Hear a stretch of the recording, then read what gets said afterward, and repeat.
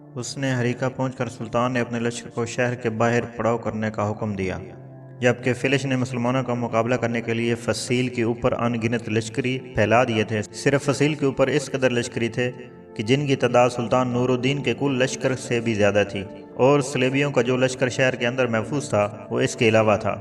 जब लश्कर खैमाजान हुआ तब सुल्तान अपने खैमों से बाहर शहर पनाह की तरफ आया। उस वक्त उसके साथ शेर को, मुजद्दुद्दीन, शमसुद्दीन, खतलक और दूसरे नामवर जर्नैलों में नजमुद्दीन, उसामा बिन मुर्शिद, फ़खरुद्दीन मसूद और कुछ दूसरे छोटे सलार थे।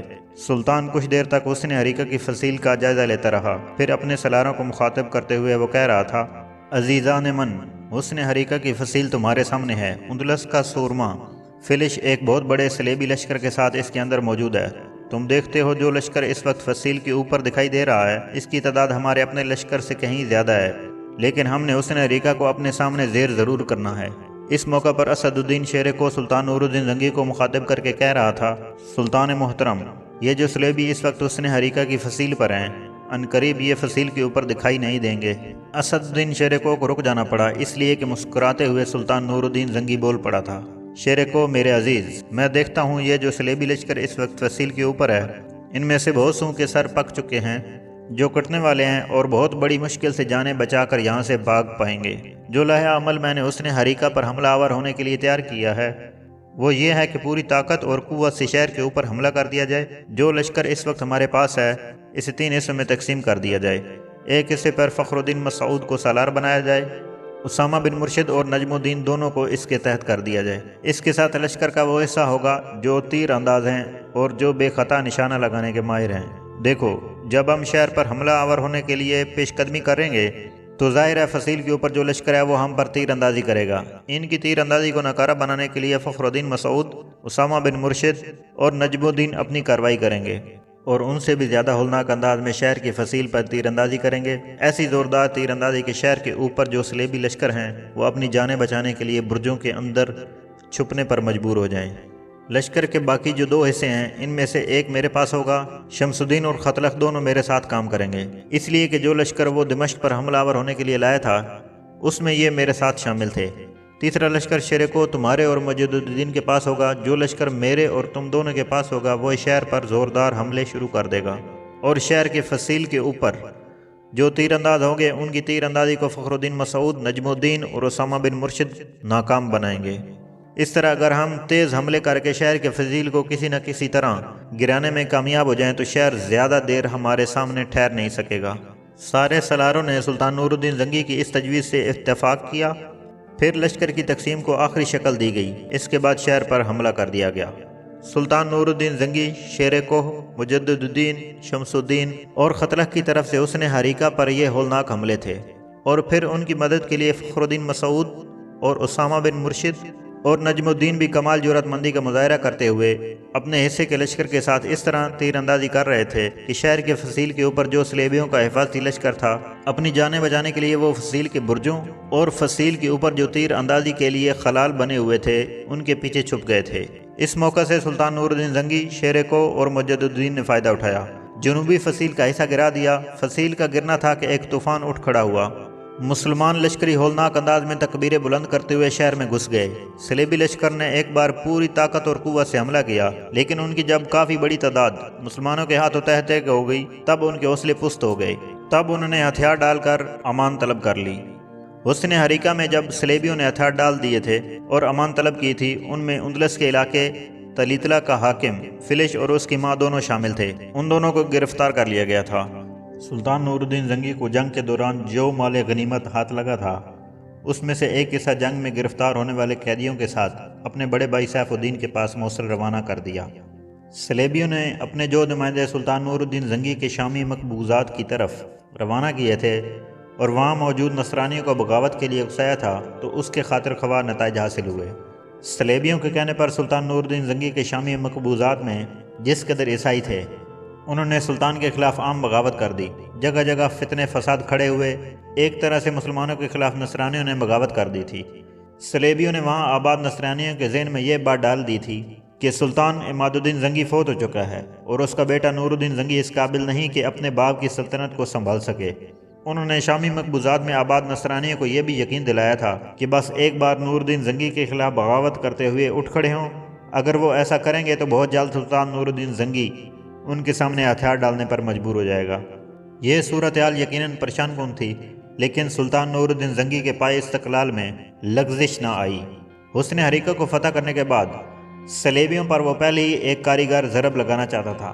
اس نے پھر اپنے کام کی ابتدا کی۔ اس نے اپنے لشکر کے کئی حصے کیے اور انہیں مختلف شہروں اور علاقوں جہاں نصرانیوں نے بغاوت کھڑی کی تھی روانہ کر دیا تھا۔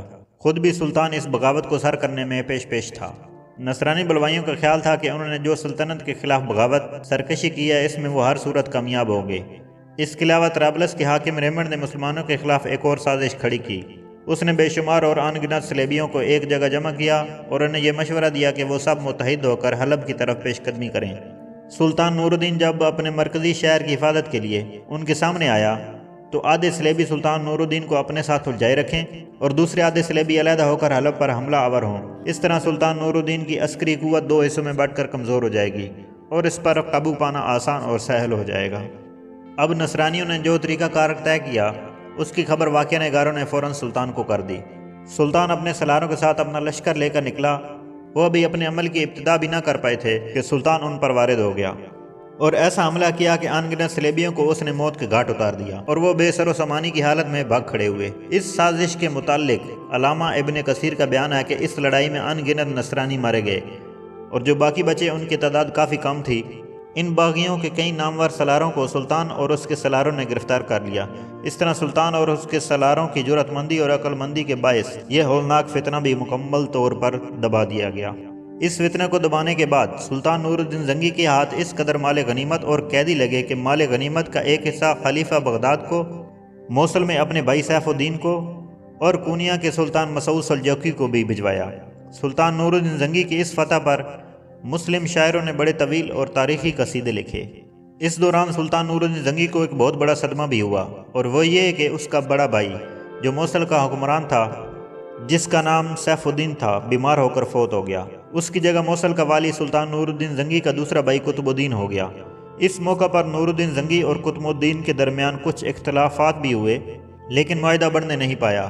مرنے والے سیف الدین کے وزیر جمال الدین نے دونوں بھائیوں کے درمیان جو غلط فہمیاں تھیں دور کروائیں اور سیف الدین کی جگہ نور الدین کا دوسرا بھائی قطب الدین موصل کا والی مقرر ہو گیا۔ اس موقع پر سلطان نور الدین زنگی نے ایک اور قدم اٹھایا، منجا کا علاقہ بھی چھوٹے بھائی قطب الدین کو دے دیا۔ اس طرح دونوں بھائیوں کے درمیان صلح اور اتحاد قائم رہا۔ ایک روز کارلوس اور سمرون دونوں بھائی نشست گاہ میں بیٹھے تھے کہ مکان کے دروازے پر کسی نے دستک دی۔ کارلوس اپنی جگہ سے اٹھنا چاہتا تھا کہ اس کے شانے پر ہاتھ رکھتے ہوئے سمرون خود اٹھا اور اسے بیٹھنے کے لیے کہا اور کہنے لگا، تم بیٹھو، میں خود دیکھتا ہوں کون ہے۔ پھر سمرون نشست گاہ سے نکلا۔ جب اس نے مکان کا بیرونی دروازہ کھولا تو اس نے دیکھا سامنے شمس الدین اور خطلخ دونوں کھڑے مسکرا رہے تھے۔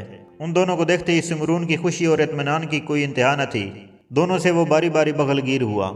سمرون نے جب لوٹنے میں دیر لگائی تب کارلوس بھی نشست گاہ سے نکلا۔ اس نے دروازے کے اندرونی حصے میں جب سمرون کو شمس الدین اور خطلخ سے گلے ملتے دیکھا تو بڑی تیزی سے آگے بڑھا اور احتجاجی سے انداز میں کہنے لگا، ان دونوں کو وہیں کھڑا کر کے گلے مل رہے ہو، ان کو آگے تو آنے دو۔ اس دوران ازبل، مرسینہ، مشال اور جمارہ بھی باہر نکل آئی تھی اور اس سارے لمحے کو مسکراتے ہوئے دیکھ رہی تھی۔ اتنی دیر تک کارلوس آگے بڑھ گیا اور سمرون کی طرح وہ بھی ان دونوں سے گلے ملا تھا۔ پھر دونوں شمس الدین اور خطلخ کو لے کر نشست گاہ میں داخل ہوئے۔ ازبل، مرسینہ اور مشال بھی نشست گاہ میں آ کر بیٹھ گئیں، لیکن جمارہ دروازے پر ہی کھڑی رہی۔ مرسینہ کو کچھ شرارت سوجی، اپنی جگہ سے اٹھی، دروازے پر کھڑی جمارہ کا ہاتھ پکڑ کر اسے نشست گاہ کے اندر کھینچتے ہوئے بولی، تم بھی آ جاؤ، باہر کیوں کھڑی ہو؟ آ جاؤ، بھائی شمس الدین تمہیں کچھ نہیں کہیں گے۔ مرسینہ کے ان الفاظ پر سب کھلکھلا کر ہنس رہے تھے اور جمارہ اپنے سر کو جھکائے ہوئے مرسینہ اور مشال کے ساتھ بیٹھ گئی تھی۔ مرسینہ اور مشال کے درمیان بیٹھتے ہوئے جمارہ کچھ سنبھلی، پھر اس نے مرسینہ کو کونی ماری اور اپنا منہ اس کے کان کے قریب لے جاتے ہوئے کہنے لگی، یہ دونوں آئے ہیں، ان کے ساتھ بھائی مجدد الدین کیوں نہیں ہیں؟ مرسینہ نے بھی سرگوشی کے انداز میں جمارہ سے کہا، مجھ سے کیا پوچھتی ہو؟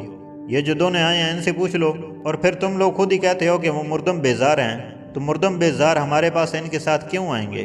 اس پر جمارہ بڑی سنجیدگی میں کہنے لگی، نہیں مرسینہ، بھائی مجدد الدین بہت اچھے ہیں، مردم بیزار نہیں ہیں، بس ان کی دل شکنی ہوئی ہے جس کی بنا پر وہ لوگوں سے ذرا کھنچے کھنچے رہتے ہیں۔ जमारा को खामोश हो जाना पड़ा, इसलिए कि सिमरून ने शमसुद्दीन को मुखातिब किया, मेरे दोनों बेटों, मैं तुम्हें अपने घर में खुश आमदीद कहता हूँ। क्या तुम हलब से आए हो? क्या सिर्फ तुम दोनों आए हो? अमीर मुजद्दुद्दीन यहाँ नहीं आए? इस पर शमसुद्दीन ने खतलक की तरफ देखा और खतलक कारलूस की तरफ देखते हुए कह रहा था, दरअसल हमारे शामी मकबूजा जात में जगह जगह बगावतें उठ खड़ी हुई थीं। इन इलाकों की जिम्मेदारी हमें सौंपी गई थी। बगावतों को तो हमने फर्द कर दिया है, लेकिन इस दौरान सुल्तान को यह भी खबर मिली कि अनताकिया का बादशाह रेमंड अनगिनत सलेबियों को अपने पास जमा कर चुका है और उसके क्या इरादे हैं अभी तक कुछ पता नहीं चला।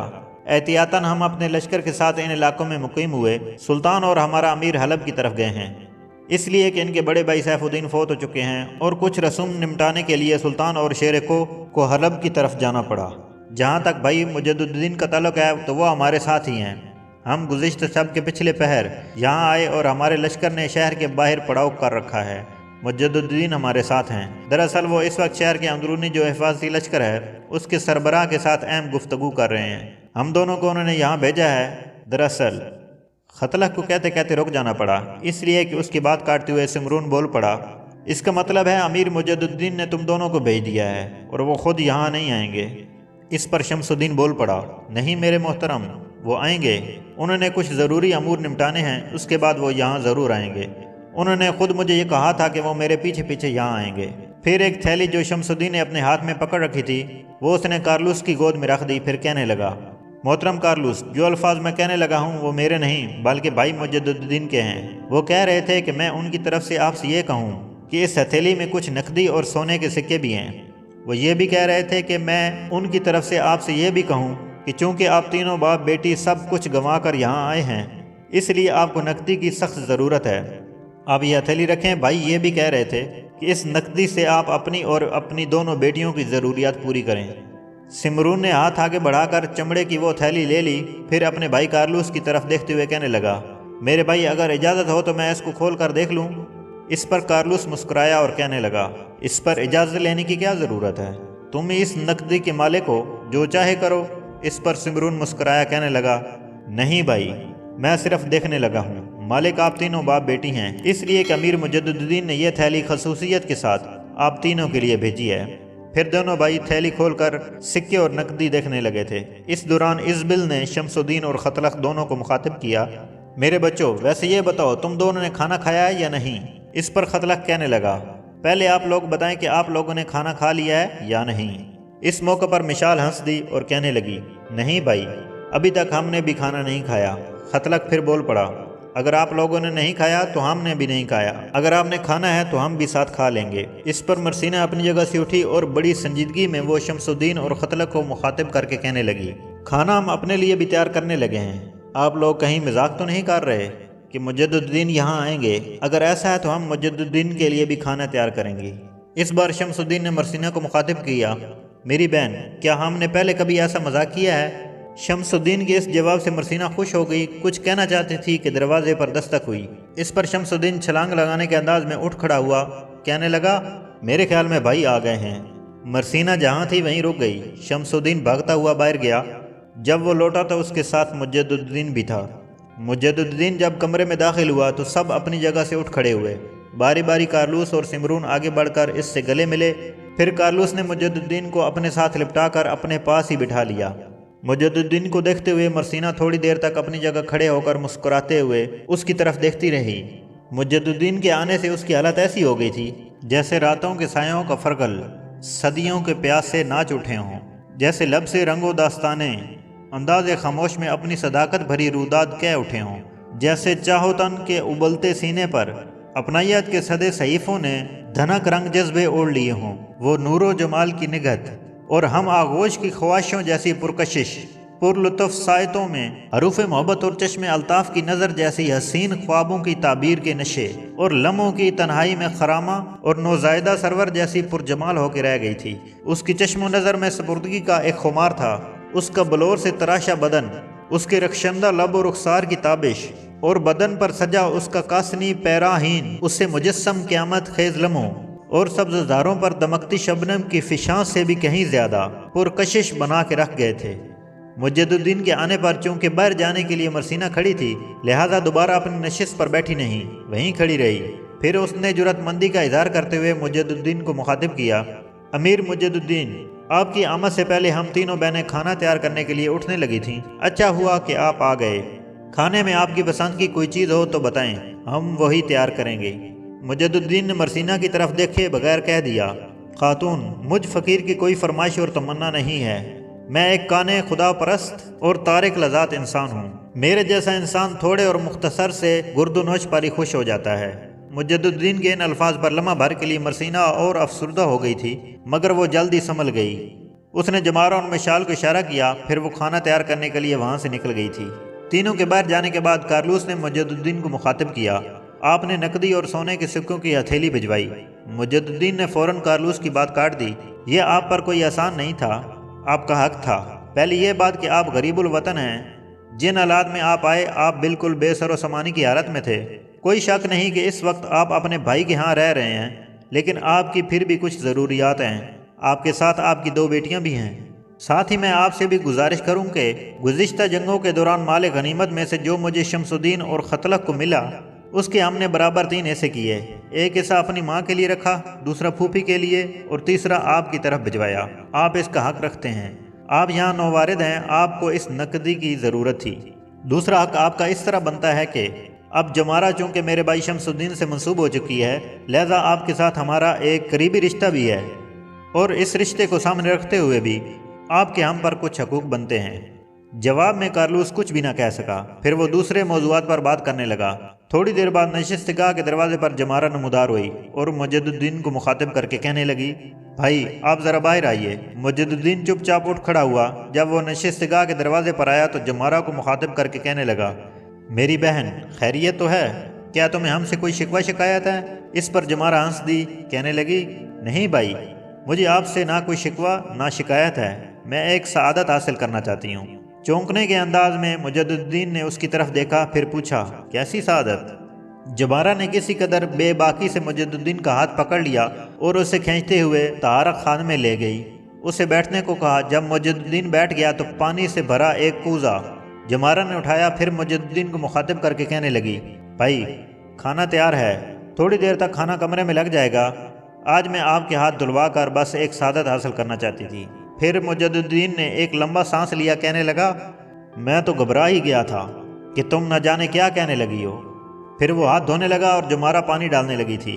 اس دوران تھوڑی دیر تک مجددین کو غور سے دیکھنے کے بعد جمارہ نے نئے انداز میں مخاطب کیا، بھائی میں آپ سے ایک بات کہنا چاہتی ہوں، دراصل یہ ہاتھ دھونے کے بہانے میں آپ کو علیحدگی میں لائی ہوں، پہلے آپ یہ بتائیں کہ جو کچھ میں کہوں گی آپ برا نہیں مانیں گے؟